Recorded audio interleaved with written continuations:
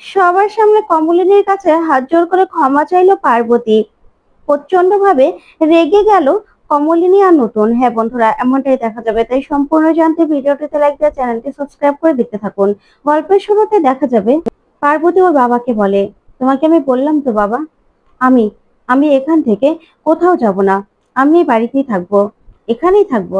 দেখি না তোমার জামাই কতদিন পর্যন্ত আমাকে নিজের অধিকার না দিয়ে থাকে। তখন তো ঠাকুর মশাই পার্বতীর দিকে তাকিয়ে থাকে। তখন পার্বতী বলে, হ্যাঁ বাবা, আজকে যা হচ্ছে হতে দাও, তাতে আমার কোনো সমস্যা নেই, বিশ্বাস করো। আমার না তাতে কোনো যায় আসে না, আমি এই বাড়িতেই থাকবো, কোথাও যাব না বাবা, কোথাও না। তখন ঠাকুর মশাই বলে, নতুন, আমাকে এই বয়সে এত বড় আঘাতটা তুমি না দিলেও পারতে। তখন নতুন বলে, কেন ঠাকুর মশাই, আপনার বয়স হয়েছে বলে আপনাকে আঘাত করা যাবে না, আপনাকে কিছু বলাও যাবে না, আর আমি যুবক বলে আমাকে সব রকম আঘাত করা যায়, তাই তো? এটাই বলতে চাইছেন আপনি? তখন এই কথা শুনে বর্ষা বলে ওঠে, আশ্চর্য তো, এটাই তো বুঝতে পারছি না। আচ্ছা নতুন কাকু, আপনার সঙ্গে যদি এরকমটা হয়, তাহলে আপনি সেখানে কেন বললেন না যে আপনি ওনাকে বিয়ে করেননি? তাহলেই তো সবটা মিটে যেত। কিন্তু তখন যখন আপনি করেননি, তখন যখন কিছু বলেননি, তাহলে আপনি এখন কেন বলছেন? তখনই বুবলাই বলে, হ্যাঁ নতুন কাকু, তখন যখন বলনি, এখন বলার কি আছে? তখনই নতুন প্রচন্ড ভাবে রেগে যায় বুবলাইয়ের উপর আর বলে, বুবলাই, তোকে আমার ব্যাপারে কোনো রকম কোনো কথা বলতে আমি বারণ করেছি। কোনো রকম কোনো কথা বলার তোর অধিকার নেই আমার সম্পর্কে। এতক্ষণ পর্যন্ত আমি অ্যালাউ করেছি বলে তুই এখানে আছিস, তাই ভুলে যাবি না যে তোর সঙ্গে আমার কি সম্পর্ক, কেমন সম্পর্ক ছিল, সেটা না একবারও ভুল করবি না। তখন দেখা যাবে বাবিল ঠাকুরমশাইকে বলে, আশ্চর্য তো ঠাকুরমশাই, আপনি একজন বয়স্ক মানুষ হয়ে এভাবে আরেকজনকে জোর করতে পারেন না। আপনার মেয়েকে যে মেনে নিচ্ছে না, তার সঙ্গে আপনার মেয়ে সারাটা জীবন কাটাবে কি করে? আর আপনি এমন একটা জায়গায় আপনার মেয়েকে রেখে যাবেন? তখন ঠাকুরমশাই বলে, শোনো বাবা, আমি তোমাদের মতো আধুনিক নই, তাই আমার মেয়েকে যখন নতুন হাত ধরে বাড়ি থেকে গাড়ি করে এখানে নিয়ে এসেছে, তাই তো নতুন আমার মেয়েকে অস্বীকার করতে পারবে না। না না, আমার মেয়ের সঙ্গেই নতুনের বিয়ে হচ্ছে, তাই নতুন চাইলেও কোনো কিছু অস্বীকার করতে পারবে না। তখনই গায়ের লোকজন বলে, আমরা কিন্তু এসব অপমান মেনে নেব না। তখন নতুন বলে, আপনাদের যা খুশি আপনারা তাই করে নিতে পারেন। ও, আপনারা আইনের কাছে যাবেন তো? ঠিক আছে, আপনারা আইনের কাছে গেলে না আমিও আইনের কাছে যেতে পারি, তাহলে আমিও আইনের কাছে যাব। তখন তো পার্বতী এই কথা শুনে নতুনের দিকে অবাক হয়ে তাকিয়ে থাকে। তখন দেখা যাবে ঠাকুরমশাই বলে, না বাবা, আমরা না আইনের কাছেও যাব না, কিন্তু আমরা বিশ্বাস করি তুমি ঠিক আমার মেয়েকে মেনে নেবে। তখন নতুন বলে, কেন আপনারা না যেতে পারেন? আমি তো যেতে পারি আইনের কাছে। তখন ঠাকুরমশাই বলে, এটা কিন্তু বাড়াবাড়ি হয়ে যাচ্ছে। তখন সর্বজিৎ বলে, নতুন, ঠাকুরমশাইকে এরকম ভাবে অপমান করিস না। উনি সে আগে থেকে আমাদের বাড়ি দেখাশোনা করেছে, এরকম একটা আঘাত দিস না। তখন নতুন বলে, তাতে কি দাদা, আমার তো কোনো দায় পড়েনি। আমার কোনো দায় পড়েছে? আমরা সেখানে বিয়েতে গিয়েছিলাম, সেখানে আমাকে ওনারা ফাঁসিয়েছে, ওনারা আমার সঙ্গে প্রতারণা করেছে, আমাকে এভাবে ফাঁসিয়ে ওনার মেয়েকে আমার গলায় ঝুলিয়ে দিয়েছে। সেটা তো উচিত হয়নি। কেন করবে এটা? কেন করবে? আমি তাদের অধিকার দিয়েছি। তখন অনন্যা বলে, আশ্চর্য তো নতুন, তুমি শুধুমাত্র একজনের জন্যই সবকিছু অস্বীকার করছো। তোমার কি এটা উচিত হচ্ছে? কেন একজনের জন্য তুমি এরকমটা করতে পারো না? আচ্ছা কমলিনী, তুমি তুমি বা এসব কেন সহ্য করছো? কিভাবে সহ্য করছো? তুমি তো কিছু বলতে পারো, তুমি তো নতুনকে বোঝাতে পারো। তোমার জন্য এই সব কিছু তোমার জন্য হচ্ছে, আর তুমি দাঁড়িয়ে দাঁড়িয়ে এখানে এই সব কিছু দেখবে? বলো তো, সবকিছু ধ্বংস হয়ে যাবে, তুমি কিচ্ছু বলবে না? তখন তো নতুন রাগান্বিত ভাবে অনন্যার দিকে তাকায়। তখন কমলিনী বলে, খবরদার অনন্যাদি, আমাকে একদম খারাপ খারাপ কথা বলবে না। তুমি এই পর্যন্ত আমাকে অনেক খারাপ খারাপ কথা বলেছো, কিন্তু তোমার এইসব খারাপ খারাপ কথা আমি না সহ্য করব না। তোমার নতুন নতুন ঠাকুরপোকে আমি কি আর বলিনি? সব সময় বলেছি নতুন ঠাকুরপো তুমি বিয়ে করে নাও। কখনো কি তাকে আমি আটকে রেখেছি? তাহলে এসব কথা আমাকে কেন শুনতে হবে? কেন শুনতে হবে আমাকে? তখনই কাকুমণি বলে, এই জন্যই তো এই জন্যই তো বুড়িমা, তোকে নেওয়ার জন্য আমরা দাঁড়িয়ে আছি। এই অপমানটা যে তোকে হতে হবে সেটা তো আমরা আগে বুঝতে পেরেছিলাম। আর কত আর কত অপমান করবেন আপনি আমাদের মেয়েটাকে? বুড়িমা, তুই যাবি না? তুই কি যাওয়ার সময় হয়নি? তখনই দেখা যাবে কমলিনী বলে, হ্যাঁ কাকুমণি, আমি যাব। তখন নতুন বলে, না কমলিনী, তুমি কোথাও যাবে না, তুমি এই বাড়ি ছেড়ে কোথাও যাবে না, এই বাড়িটা তোমার, তাই তুমি এই বাড়িতে সবসময় থেকেছো, তুমি এই বাড়ি ছেড়ে কোথাও যেতে পারবে না। তখন কমলিনী বলে, না নতুন ঠাকুরপো, এই বাড়িটা তোমার, বরাবর তোমারই ছিল, আর আমি না এখানে থাকবো না, এখানে থাকলে আমাকে সব সময় অপমানিত হতে হবে। এই অপমানগুলো না আমি আর সহ্য করব না। কেন অপমানগুলো সহ্য করব? তখন কমলিনী মা বলে, হ্যাঁ আমরা তো অপেক্ষা করছি আমার বুড়িমায়ের জন্য। মিঠি ভাবি, তোরও যেতে পারিস। তখনই মিঠিল বলে ওঠে, না কাকিমা, নতুন কাকুর এরকম ক্রাইসিসের সময় তুমি তাকে এরকম ভাবে একলা রেখে চলে যাবে? তুমি একবার ভেবে দেখো তো, যে তুমি যদি বিপদে পড়তে, তোমাকে নতুন কাকু যদি এইভাবে ফেলে রেখে যেত, তোমার কি কষ্ট হতো না? কষ্ট হতো তো। তোমার এখন দরকার নতুন কাকুর সঙ্গে থেকে তারপরে লড়াইটা করার। নতুন কাকু লড়াইটা করে নেবে ঠিক আছে, কিন্তু তোমার তার পাশে থাকা উচিত কাকিমা। কারণ এত বছর নতুন কাকু তোমার পাশে থেকেছে। এই মানুষটাকে একা করে দিও না কাকিমা, একা করে দিও না। তুমি এই বাড়ি থেকে যেও না কাকিমা, তুমি এই বাড়িতে থাকবে, থাকবে তুমি এই বাড়িতে, যতই অসম্মান হোক না কেন। তখন পার্বতী বলে, আমি তো আমি তো কমলিনীর দিকে কোনো রকম কোনো অসম্মান করিনি। তখনই সবাই পার্বতীর দিকে তাকিয়ে থাকে। তখন পার্বতী বলে, হ্যাঁ কমলী দিদি, আমি তো তোমাকে কোনো রকম কোনো অসম্মান করিনি, তুমিও আমাকে কোনো অসম্মান করনি।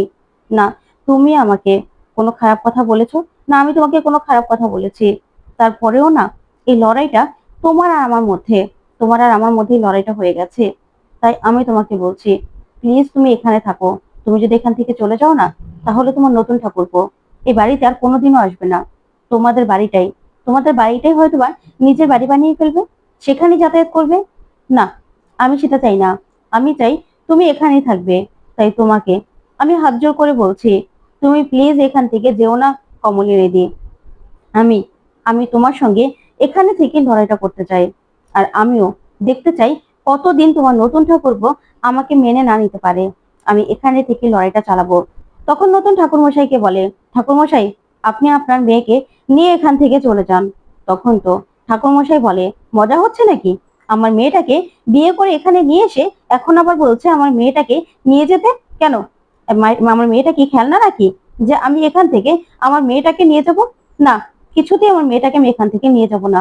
তখন কচি বলে, আচ্ছা, এসব ঝামেলা কতক্ষণে মিটবে আমি তো কিছুই বুঝতে পারছি না, কি শুরু হয়েছে? তারপরে নতুন বলে, শুনুন ঠাকুরমশাই, আপনি আপনার মেয়েকে নিয়ে যান। আপনাদের আর্থিক সাহায্য যা দরকার হয় আমি সব কিছু আপনাকে দেব। বললাম তো, আমি মাসে মাসে আপনাকে সব খরচ পাঠিয়ে দেব। আপনার কোনো চিন্তা করতে হবে না আপনার মেয়েকে নিয়ে। কিন্তু আপনার মেয়ে যদি এখানে থাকে না, তাহলে কিন্তু সে নিজের ইচ্ছেতে থাকবে। তার কোনো দায়ভার আমি নেব না। তার কোনো দায়ভার আমার হাতে থাকবে না ঠাকুরমশাই। সেটা আপনাকে আমি স্পষ্ট ভাবে বলে দিলাম। কারণ আপনারা যা করেছেন না, সেটার জন্য কোনোদিনও আপনাদেরকে আমি ক্ষমা করব না। আপনারা আমাকে আমাকে ঠকিয়েছেন, ঠকিয়েছেন আপনারা আমাকে। তখন তো ঠাকুরমশাই নতুনের দিকে তাকায়। তখন নতুন বলে, হ্যাঁ, আপনারা যেটা করেছেন সেটা অন্যায় করেছেন ঠাকুরমশাই। তখন ঠাকুরমশাই বলে, তুমি এখন যাই বলো না কেন, আমার মেয়ের সঙ্গে তোমার বিয়ে হয়েছে, তাই আমার মেয়ে এখানেই থাকবে। তখন পার্বতী বলে, বাবা, আমি বললাম তো, আমি এখান থেকে কোথাও যাব না। আমার সঙ্গে যা হওয়ার হবে সেটা আমি বুঝে নিতে পারবো, সেই লড়াইটা আমি করে নিতে পারবো। আমার কোনো রকম কোনো সমস্যা নেই। আমি দেখি না কতদিন পর্যন্ত উনি আমাকে এইভাবে এভাবে দূরে সরিয়ে রাখতে পারে। তখন এই কথা শুনে নতুন প্রচন্ড ভাবে রেগে যায়। তখন পার্বতী বলে, ওর সঙ্গে আমার বিয়েটা হয়েছে, সেটা ওকে মানতে হবে। আর তাছাড়া বাবা, আমি গ্রামে কিছুতেই চলে যাব না। গ্রামে গেলে নানান জন নানানটা কথা বলবে, সবাই সবাই আমার বাবা মাকে অবহেলা করবে, সেটা আমি কিছুতেই মানবো না। তুমি আমার বিয়ে ঠিক করেছিলে, সেদিন বিয়ের রাতেই বরকে পুলিশ ধরে নিয়ে গেল। তখনই আমি বুঝতে পেরেছিলাম এখানে কোনো আগুন রয়েছে। সেখানে আমাকে কাঠখড় পোড়াতে হবে, আমার জীবনটাকে আমাকে গুছিয়ে নিতে হবে। সেই জন্যই আমি আমি সেই কাঠখড়ের জীবনটাকেই বেছে নিয়েছি বাবা। এখানে কাঠখড় তো পোড়াতেই হবে, কিন্তু এই মানুষটা আমাকে এই বাড়ি থেকে কিছুতেই বের করে দিতে পারবে না, কিছুতেই না। এখানে আমি থাকবো, আমি এখানেই এখানেই থাকবো। তোমরা একদম চিন্তা করবে না বাবা, তোমরা আমাকে নিয়ে না একদম ভাববে না। এই মানুষটা যতই আমাকে দূরে সরিয়ে দেওয়ার চেষ্টা করুক না কেন, আমিও দেখবো যে মানুষটা কি করতে পারে। যদি আমার সঙ্গে বেশি বাড়াবাড়ি করে না, তাহলে আমাকে যদি বাড়ি থেকে বের করে দেওয়ার চেষ্টা করে, তাহলে ওকে আইনে অর্ডার আনতে হবে। অর্ডার এনে আমাকে বের করুক না বাড়ি থেকে, আমি দরকার হলে আমিও কোর্টে যাব। আর আমি বলবো যে আমাকে ও মেনে নিতে চাইছে না, শুধুমাত্র ওর এক বান্ধবীর জন্য, ওর বিশেষ বান্ধবীর জন্য আমাকে মেনে নিতে পারছে না। তখন তো কমলিনী প্রচন্ড ভাবে রেগে যায় আর বলে, খবরদার, একদম বাজে কথা বলবে না। তুমি এত বড় সাহস পাও কি করে আমাকে এসব কথাগুলো বলার? তখন তো পার্বতী থেমে যায়। তারপরে দেখা যাবে কাকুমণি বলে, এই না বললে যে তুমি নাকি ওকে অপমান করো না? এখন এখন কি করলে? তখন পার্বতী বলে, তাহলে কি করব কাকুমণি, আপনি বলুন না। কাকুমণি, আমার কি করা উচিত? এখন কি করা উচিত বলুন? আমার স্বামী আমাকে মেনে নিচ্ছে না, আমাকে বাড়িতে থাকতেও দিবে না বলছে, আমাকে আমার বাবার সঙ্গে পাঠিয়ে দিতে চাইছে, কিন্তু আমি তো যাব না। আমি এখানেই থাকবো। আমার সংসার আমাকে এখানেই করতে হবে, যে করে হোক আমাকে লড়াইটা করতে হবে। কমলিনীর সঙ্গে আমার লড়াইটা না চাইতেও না লড়াই হয়ে গেছে। সেই লড়াইয়ে আমাকে টিকে থাকতেই হবে। তখন দেখা যাবে কমলিনী বলে, কেন? আমি কি কখনো কিছু বলেছি? আমি কি বিয়ে করতে বারণ করেছি, না তোমার সঙ্গে মানিয়ে নিতে বারণ করেছি? তখন নতুন বলে, দাঁড়াও, আচ্ছা পার্বতী, তুমি লড়াই করবে তাই তো? তাহলে করো না। এখানে থেকে তুমি লড়াই করতে চাও, ঠিক আছে, আমিও দেখতে চাই যে তুমি এই লড়াইটা কতক্ষণ পর্যন্ত চালিয়ে যেতে পারো। তুমি এখানে থেকে লড়াইটা করলে না, আমি তোমাকে বলছি তো, এই লড়াইয়ে তুমি গো হারা হেরে যাবে। তুমি না একটুও জিততে পারবে না, কারণ তোমার সঙ্গে আমার সঙ্গে কোনো সম্পর্ক নেই। আর তোমার সঙ্গে আমার সঙ্গে কোনো সম্পর্ক হওয়ার কোনো চান্সও নেই। তোমাকে আমি কোনোদিনও মানবো না, কোনোদিনও না। তখন এই কথা শুনে পার্বতী ভয় পায়।